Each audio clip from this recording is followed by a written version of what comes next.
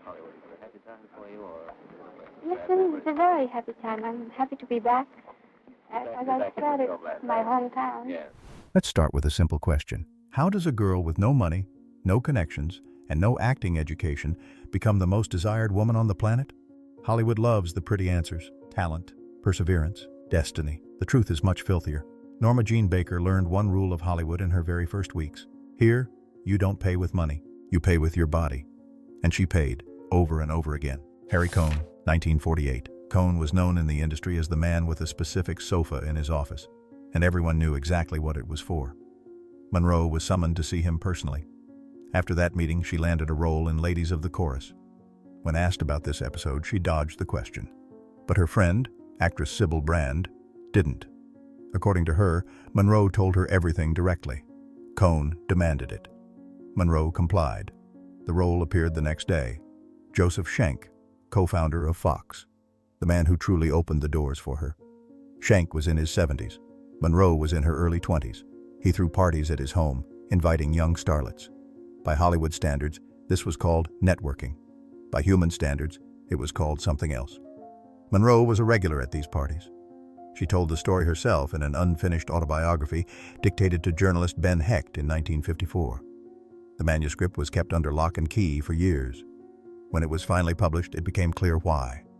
Monroe described Schenck without romance: old, unattractive, powerful. But it was specifically after his phone call that Fox signed her first major contract. She wasn't a naive victim. She was a woman in a trap. Monroe understood the rules of the game better than most. In a private conversation that later appeared in Norman Mailer's biography, she put it this way: in Hollywood, there are two types of women, those who comply and those who aren't in Hollywood. She chose the former, and she hated herself enough for it to drown that hatred in pills and alcohol until the end of her life. And now, Joe DiMaggio, because that is a separate kind of filth. The legendary baseball player, Monroe's second husband. The public saw a beautiful couple. Behind closed doors, he beat her, physically. This is documented in police reports from 1954 when neighbors called the cops after hearing screams from their home. DiMaggio was pathologically jealous, especially of her on-screen sexuality. When Monroe filmed the famous subway grate scene in The 7-Year Itch, DiMaggio stood on set and watched. Witnesses said his face was white with rage. That same night, he beat her. A few weeks later, she filed for divorce. And finally, the Kennedys. Because you can't tell this story without them. The affair with John F. Kennedy is not a rumor. It is a confirmed fact, acknowledged by those in the president's inner circle. But there was another story: Robert Kennedy. According to biographer Donald Spoto and other researchers, after John effectively cut contact with Monroe, she switched to his brother. And then Robert disappeared from her life as well, abruptly, without explanation. Shortly before this, she called him dozens of times. The phone records exist. In August 1962, she was dead. Official cause: overdose. Exactly what happened in the final weeks of her life has never been fully established. And that is perhaps the filthiest secret of all. Marilyn Monroe sold a dream to millions. But she lived in a system where every step had to be paid for, with her body, her silence, or her sanity. Joan Crawford didn't wait to be used. She used the system first, and she did it consciously, coldly, and effectively. Lucille LeSueur, that was her name before Hollywood invented a new one. She came from poverty, from a broken home, with baggage she kept silent about for a long time.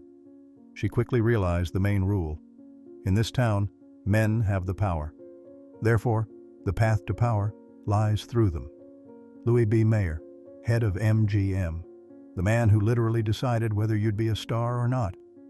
Crawford spent enough time alone with him that MGM became her home for the next 2 decades. Her colleagues saw it all. Everyone stayed silent. This was the silent currency of the studio system. But Crawford didn't stop at the bosses. She slept with her co-stars, and that too was a strategy. Clark Gable, Francho Tone, whom she later married, casting directors, producers. Her former press agent, Henry Rogers, later wrote bluntly, "Crawford used sex as pragmatically as others use business lunches." She never denied it. In a late interview, she said without a hint of shame, "I did what had to be done, and I did it better than the others." But there was another side. Crawford was obsessed with control, and that control extended to everything around her. Her adopted children later told the world what happened behind the doors of her perfect home. Mommy Dearest is a story of its own, but it's about the same thing. Joan Crawford spent her life building an image. The perfect star, the perfect mother, the perfect woman. And behind the image was a woman the system broke at the very beginning, a woman who decided to break the system back. Grace Kelly, the cool blonde, the aristocrat, the Princess of Monaco, a symbol of unattainable elegance. All of this is true, and all of it is a meticulously constructed facade. Behind it was a woman with a list of lovers so long that Hollywood gossip columnists lost count. Let's start with Clark Gable. On the set of Mogambo in 1953, an affair ignited between them. Gable was married. It didn't stop Kelly. According to the film crew, they didn't try very hard to hide it. Ray Milland, married. His affair with Kelly during the filming of Dial M for Murder nearly destroyed his marriage. Milland's wife found out and caused a public scandal that the Hollywood studios rushed to bury. Bing Crosby, a widower, 26 years her senior. According to biographer Donald Spoto, their affair was brief but intense. Crosby even proposed marriage. She refused. William Holden, married. The story repeats itself. Biographer Robert Lacey, in the book Grace, wrote what Hollywood had whispered for years. Kelly rarely finished a film without an affair with her co-star. This was her relationship model, intense, fast, and no strings attached. Director Alfred Hitchcock, who cast her in 3 films, once told colleagues, "Grace is a volcano under a layer of ice." And now, Prince Rainier. The public viewed their marriage as a fairy tale. Behind the scenes, it was a deal. Monaco needed a celebrity to boost the tourist image of the microstate. Kelly needed an exit from Hollywood, where her reputation was starting to become a liability. Grace's father paid $2 million in dowry. He literally bought his daughter a crown. A fairy tale? More like a contract. Brigitte Bardot became a global sex symbol. But few know that this image wasn't created by her. It was created by a man who called himself her husband. Roger Vadim, director, manipulator. A man with a unique talent for taking young women and turning them into sex symbols to fuel his own career. After Bardot, he would do the same with Catherine Deneuve. Then, Jane Fonda. This was his method. When Vadim met Bardot, she was 15. He was 7 years older. He convinced her parents his intentions were serious. They married when she turned 18. Immediately after the wedding, Vadim went to work. His debut film, And God Created Woman, 1956, was built around one thing: Bardot's body. Scenes that, by the standards of the time, were overtly sexual. Vadim filmed his own wife naked and sold it as art. The film exploded at the box office. Bardot became a star. Vadim became an established director. In his memoirs, Bardot, Deneuve, Fonda, he describes this with startling frankness and almost no sympathy for the women he used. He literally constructed their sexuality, deciding how they moved, how they dressed, and how they looked in bed on screen. Bardot later said, "He created Bardot. No, Bardot destroyed me." She meant the image, which became a cage. Men on the street grabbed her with their hands. The paparazzi made life unlivable. At 26, she made her first suicide attempt. Then, another. Natalie Wood was a star from childhood, literally. And that is exactly what made her vulnerable. 1955. She was young. She is invited to meet with a famous actor, supposedly regarding a possible project. What happened at that meeting was told by Wood to her sister Lana and close friends. In Gedney Johnson's biography, Natalie Wood, the complete biography, this episode is described in detail. The actor's name is coded in the book, but biographers, journalists, and those in Wood's inner circle have pointed to one name for years: Kirk Douglas. According to her sister Lana, Natalie returned home in a state of shock. She had been raped. She wanted to report it to the police. No, her mother, who managed her career as a business her entire life, talked her out of it. The studio was informed. The studio's reaction was predictable. Bury this. The actor was too valuable an asset. The girl was just an actress. There was no scandal, no police. There was only silence, which Natalie kept for decades. Kirk Douglas lived to be 103. He received awards. He gave interviews about his long and glorious career. Natalie Wood drowned under mysterious circumstances in 1981. Her husband, Robert Wagner, remains a person of interest to investigators to this day. Hollywood knows how to bury secrets, sometimes along with the people. Judy Garland played Dorothy, the girl looking for the way home. Garland's life was the story of a girl who never had a safe home. MGM signed her at 13. The studio immediately saw a problem. Judy was talented but not pretty enough by Hollywood standards. The solution was simple and monstrous. They put her on a diet, started giving her amphetamines so she wouldn't gain weight, and barbiturates so she could sleep after the amphetamines. At 13 years old, this is documented in her own interviews and confirmed by biographers, but that was only part of the story. Louis B. Mayer, the all-powerful head of MGM, a man called God in the industry because he decided destinies. According to Garland herself in an interview with McCall's magazine, Mayer regularly summoned her to his office. He would touch her breasts. He called it evaluating her talent. She was very, very young. She spoke about this publicly. Hollywood pretended not to hear. On film sets, adult men from the cast, with the silent approval of the studio, allowed themselves anything they wanted with her. Vulgar jokes, touching, comments about her body.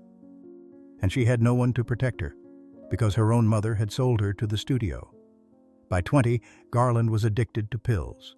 By 30, her career had collapsed and recovered multiple times. At 47, she died of a barbiturate overdose. MGM made a fortune off of her. They never paid a price. Rome, 1961.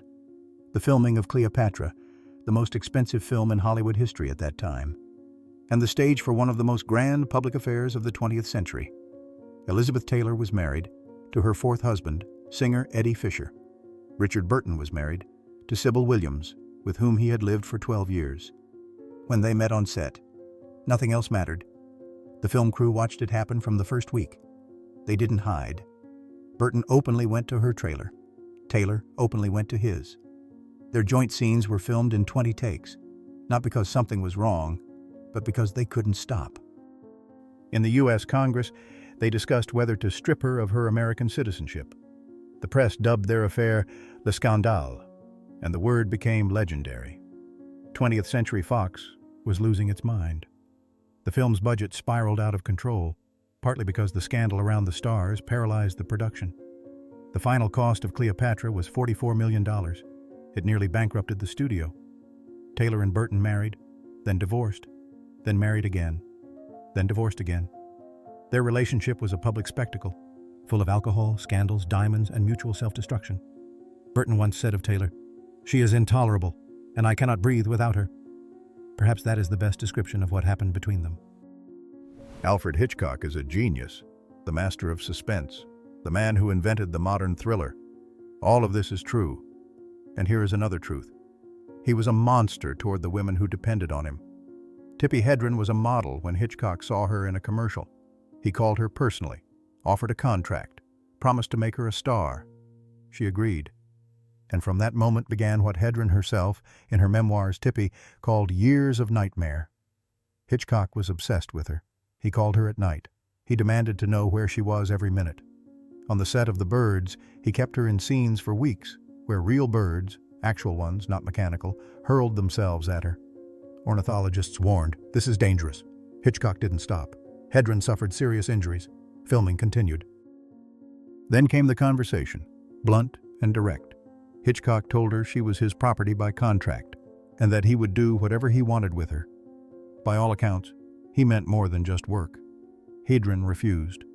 Hitchcock's response was methodical and merciless. He blocked her contract. For 4 years, she couldn't work with anyone else. When other directors showed interest in her, Hitchcock personally called and talked them out of it. He didn't destroy her with one blow.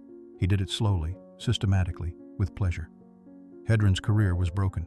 Hitchcock received several more awards and died in 1980, surrounded by honors. Ingrid Bergman was the ideal. These were the words critics and studios used to promote her image. She played saints, nuns, and victims. America loved her exactly that way. And that is exactly why what happened in 1949 was an atomic explosion. Bergman fell in love with Italian director Roberto Rossellini right during filming.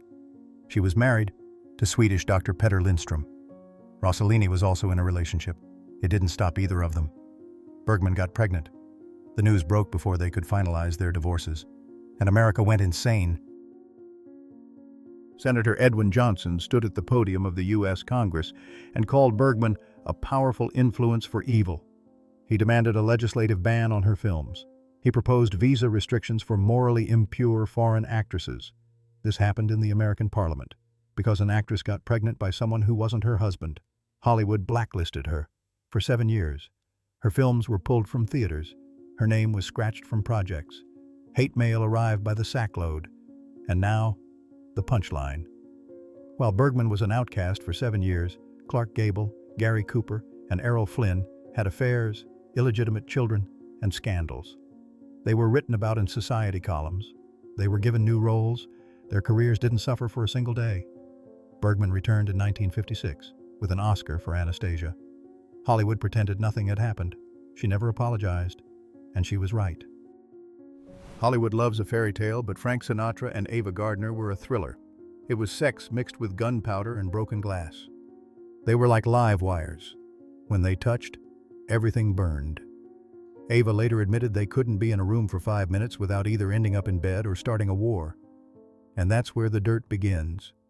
Their legendary sex marathons always ended in violence. Lamps and chairs flew through hotel rooms. While neighbors called the cops, Frank and Ava would be in a drunken haze, shooting out streetlights or pumping bullets into bedroom pillows. Sinatra was obsessed, and when Ava cheated, which she did often and with zero regrets, Frank lost his mind. He staged multiple suicide attempts just to get her attention. Once he even fired a gun into a mattress in their hotel room just to terrify her into staying. But here's the kicker. Despite the toxicity, this home wrecker saved his life. When Frank's career hit rock bottom, Ava used every connection she had to claw him a role in From Here to Eternity, and that role won him an Oscar. They spent years destroying each other, but they never truly let go. That was their love, filthy, loud, and absolutely insane. Thanks for watching.